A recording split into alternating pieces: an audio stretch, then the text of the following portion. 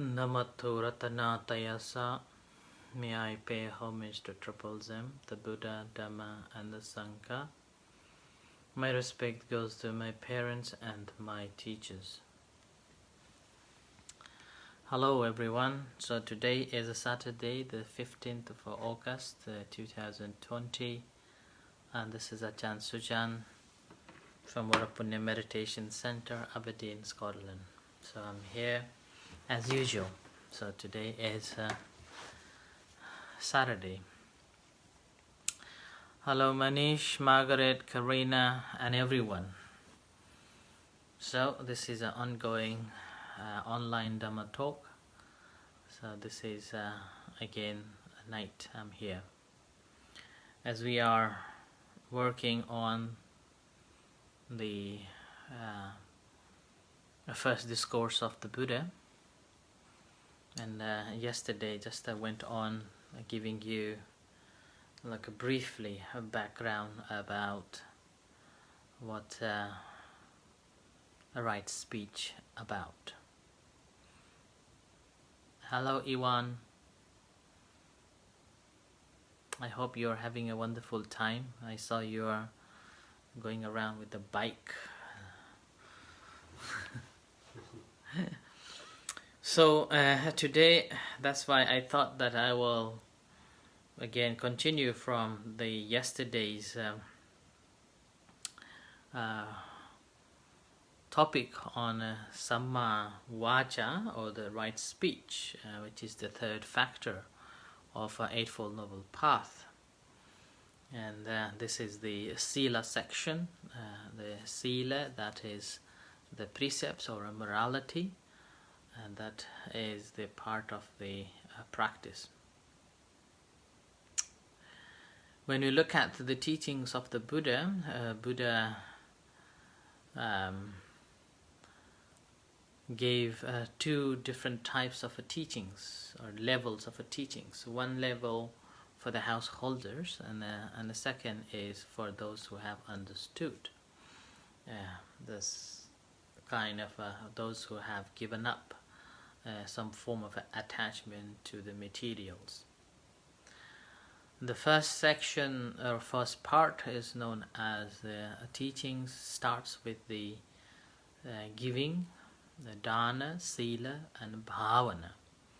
So generosity and the practice of a sila, and bhavana is the concentration or the samadhi, the meditation. And the reason behind the Buddha taught in these two ways, the first way that begin with the generosity or giving is basically that households are more attached to the material gains because of their hard work, and the sense of a possessiveness develops and become attached to it and cling on to it. And as a result of that, first we have to learn to let go, and that letting go is not easy. So we have to learn from giving small bit of things. And once we know how to give small things, and that will be the foundation for the practice of a morality, and a morality becomes the foundation for the concentration. So that's why the concentration or the meditation, it should go hand in hand, or one should have developed soundly moral practice, precepts. And then the second stage is in regards to the dana or the generosity. You may go back and listen previous talks on letting go, and the second factor, not a second factor, third factors of Four Noble Truth that I have spoken previous months on YouTube. So you will get a wider understanding of why one should be generous and give a dana.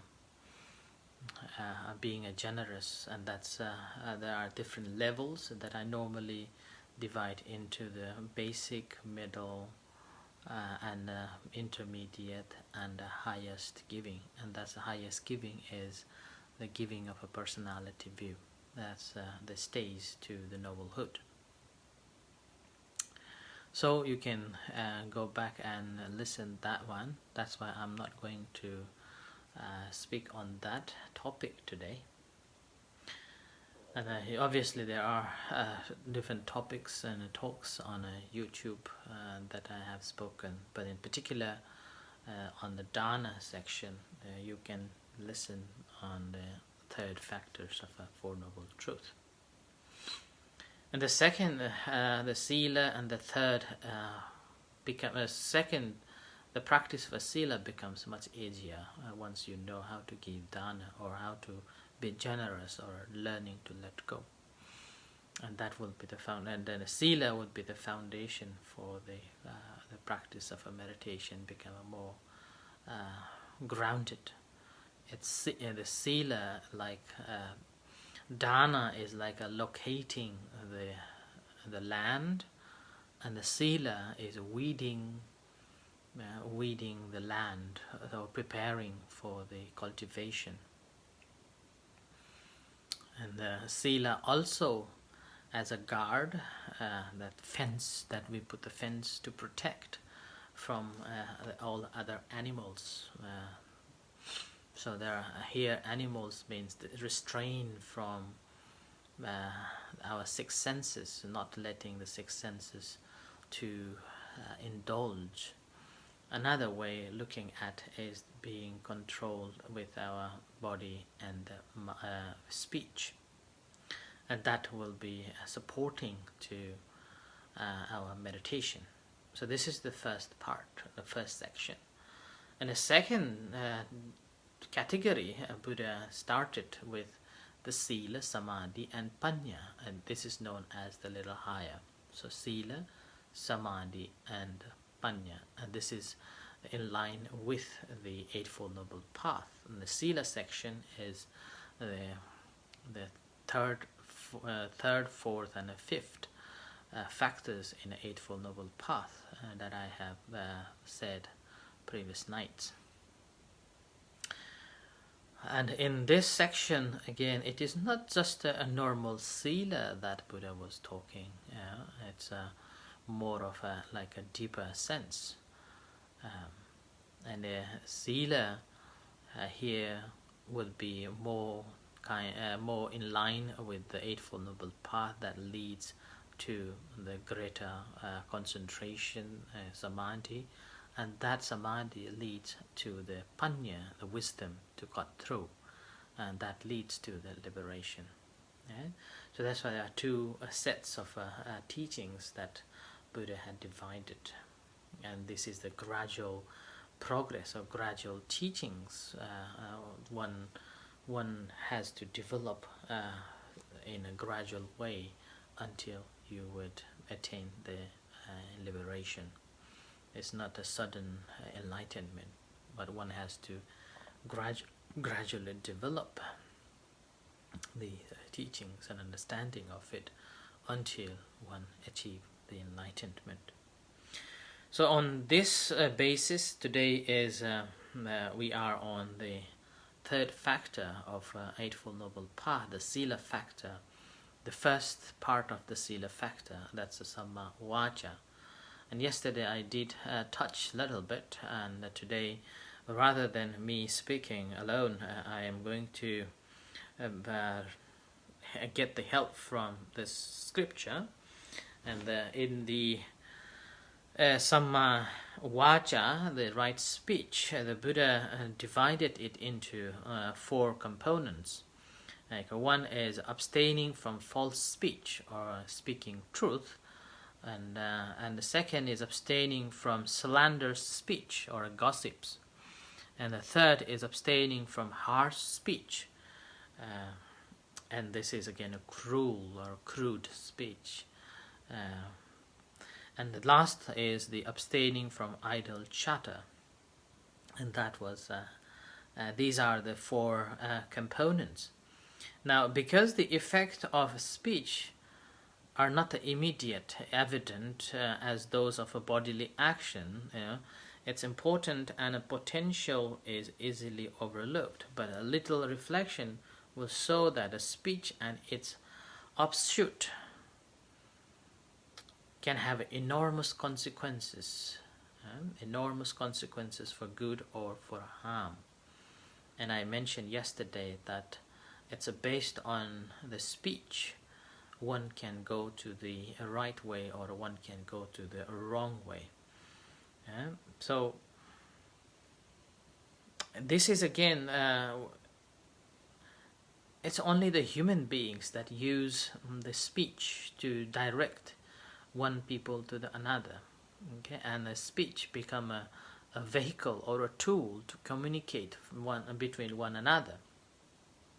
And this tool is based on, if you use it with a wholesome intention, that helps to bring the harmony and peace. But if you use it wrongly, with a wrong intention, that can create enormous trouble. So that's why the first component in the Samma Vacha, or the right speech, is abstaining from false speech, or telling the truth, basically, being truthful and speaking the truth. Here in the sutta, Buddha said that herein someone avoids false speech and abstain from it. One speaks the truth. He is devoted to truth, reliable, worthy of confidence, not a deceiver of people, being at the meeting or amongst people, or in the midst of his relatives, or in a society, or in the king's court. King's court, and call upon and asks as witness to tell what he knows. He answers, if he knows nothing, I know nothing. And if he knows, he answers, I know. If he has seen nothing, he answers, I have seen nothing. And if he has seen, he answers, I have seen. Thus he never knowingly speaks a lie, either for the sake of his own advantages, or for the sake of another person's advantage, or for the sake of any advantage whatsoever.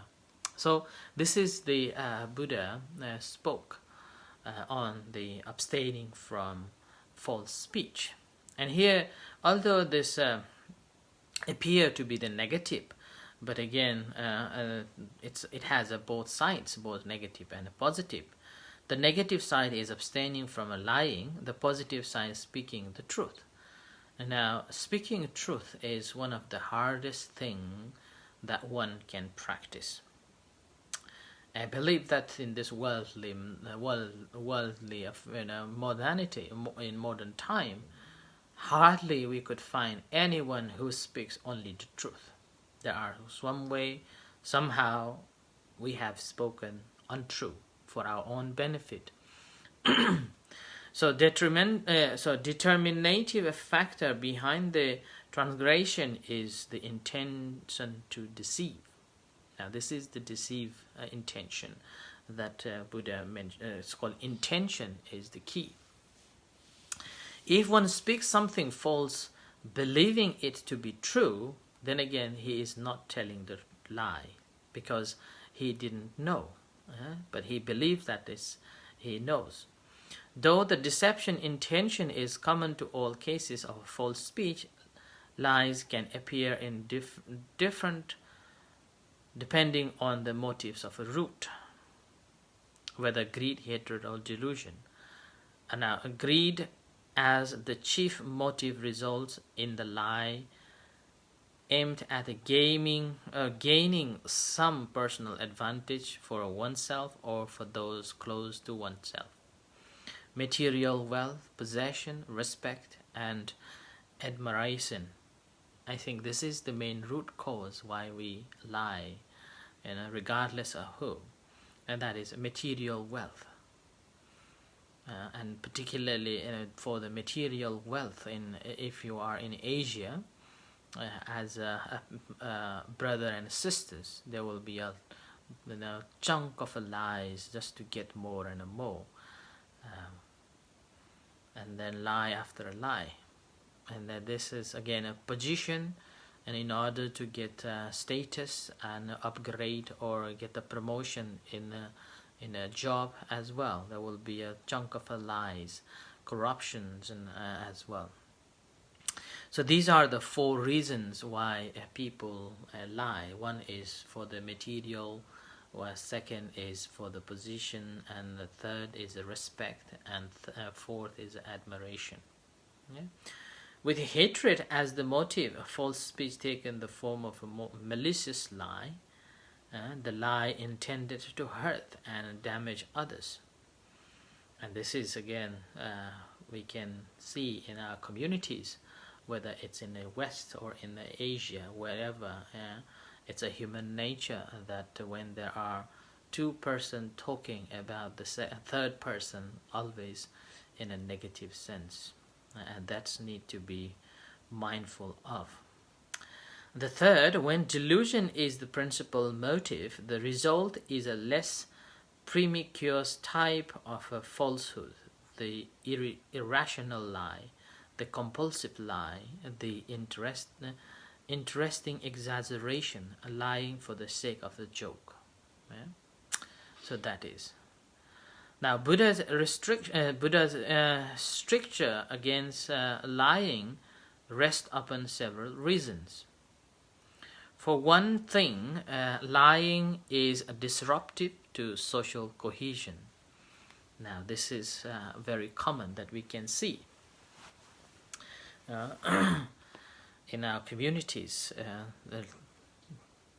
And one day you are a friend or socializing, and the next day you are not socializing, and that disrupts. That's most of the time based on lies.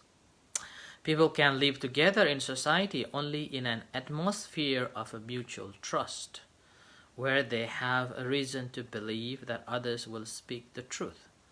By destroying the grounds for trust and inducing mass suspicion, widespread lying becomes the harbinger signaling the fall from social solidarity to chaos. But lying has another consequences of a deep personal nature, at least equally disastrous. By their very nature, lie tends to proliferate. Lying once and finding our word suspect, we feel compelled to lie again to defend multiply and connect until they lock us into a case of a falsehood from which it is difficult to escape. I think that's why I call, if you speak one lie, that you have to speak series of lies. Yeah? You cannot come out from it, and by the time when you realize, you're already caught up and the trust has been gone. No one can trust you like that. And as a result of, we ourselves become untrustworthy of who we really are. Yeah? Not only for the others, but ourselves. The lie is thus a miniature paradigm for the whole process of subjective illusion. In each case, the self-assured creator, shocked in by his own deceptions, eventually winds up their victim. And that's the reason that when we speak lie once, and that carries hundreds of lies. In the meantime, if our friends or family members realize that we are lying to them, and in the future, whether we speak truth, they will still have a doubt whether you are speaking the right, whether you are speaking the truth. Yeah? And the trust will no longer there. So that's why it's a very important. And now in this relation, the sutta, Rahulavada Sutta, the Buddha gave to the Rahula, was so interesting that after the Rahula became just a newly ordained monk, and he was still a novice, And then a Buddha, having seen that the Rahula, because he was very young and out of fun sometimes used to lie, and in order to teach him, Buddha visited him, and after he washed his feet, there was a little water left in a bowl, and the Buddha said that, Rahula, did you see the water in this bowl? How little? And Rahula said, yes, I see that. And Buddha said, so one who lies is like that. They have very little chance for the spiritual growth. And then the Buddha, threw the water away from the bowl and showed the empty bowl, and showed the Rahula, and the Rahula asked the Rahula that, did you see this empty bowl? There's no water. Yeah? And then Rahula said, yes, I see that. And the Buddha said that it's like if you are lying, it's like the empty bowl. You haven't got any spiritual or goodness in you, any wholesome in you, because you can lie anytime, because you can do anything since you have lied. And the same thing after that, Buddha put the bowl upside down on the floor, and then told Rahula that. Rahula, that do you see, Rahula, how this bowl has been turned upside down? In the same way, one who tells a deliberate lie turns his spiritual achievement upside down and becomes incapable of progress. So therefore the Buddha concluded one should not speak a deliberate lie even in a jest. So that was the teaching, that Buddha used the simile of this bowl of water and the empty water bowl that is empty of the water and upside down. And the little water is like little chance. There is very little chance to be enlightened or getting a spiritual progress. And here, little means speaking a little lie. Empty, it's like you have spoken so much lies, like you don't have any chance to be.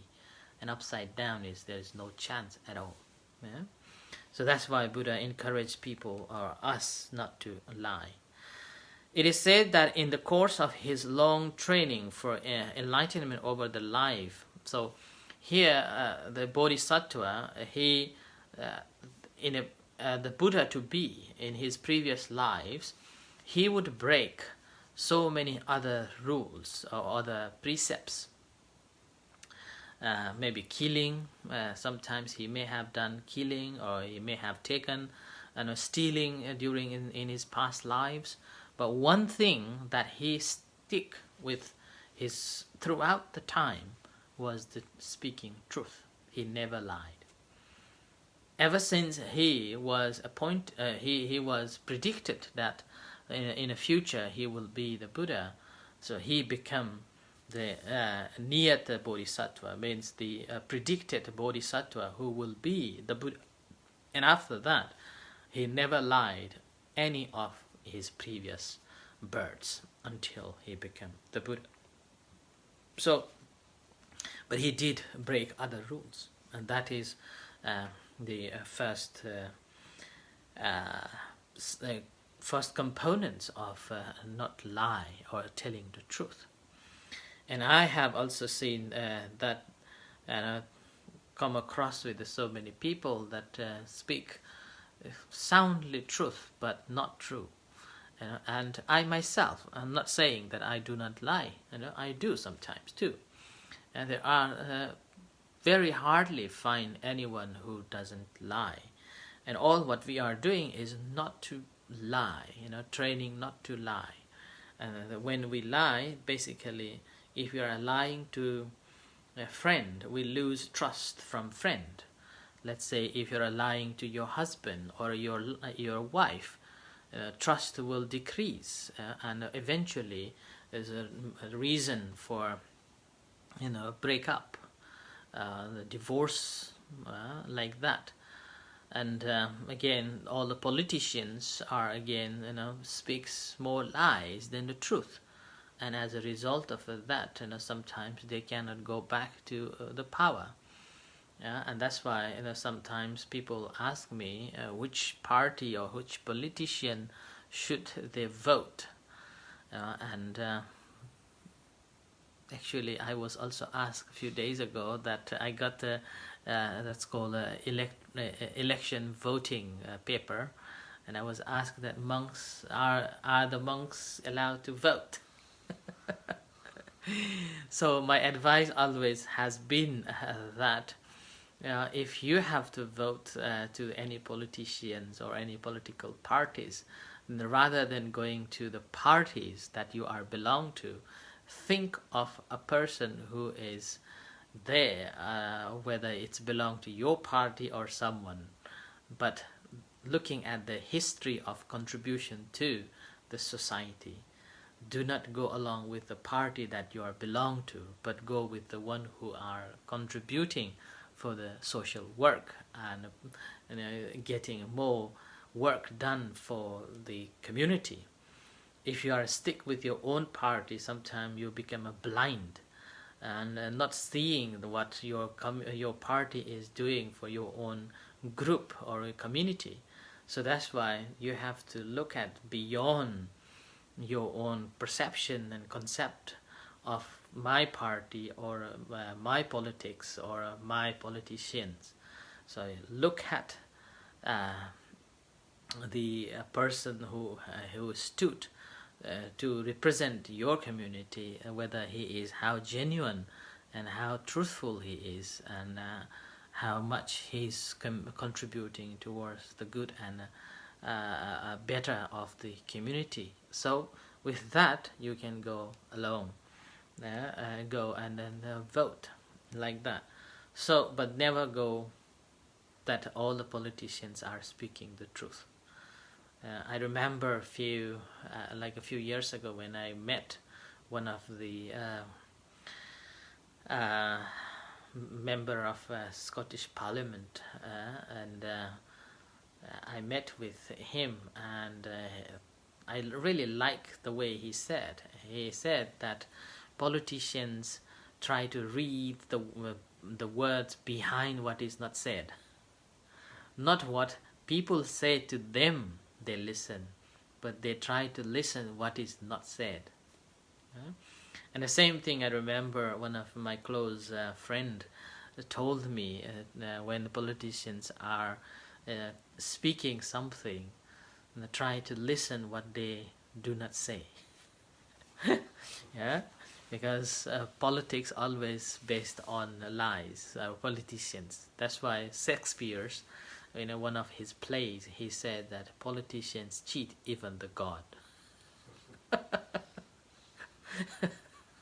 Okay, but having said that, I'm not against with the politics and the politicians. Okay, do not take me offense. I'm just telling this. Okay, right. So today I just covered this one component of the right speech. I end here for tonight, and in a few moments we will have evening chanting and guided meditation. So after the guided meditation, I will be here to answer your questions. If you have any, you can join as well. So until then, see you shortly. Thank you.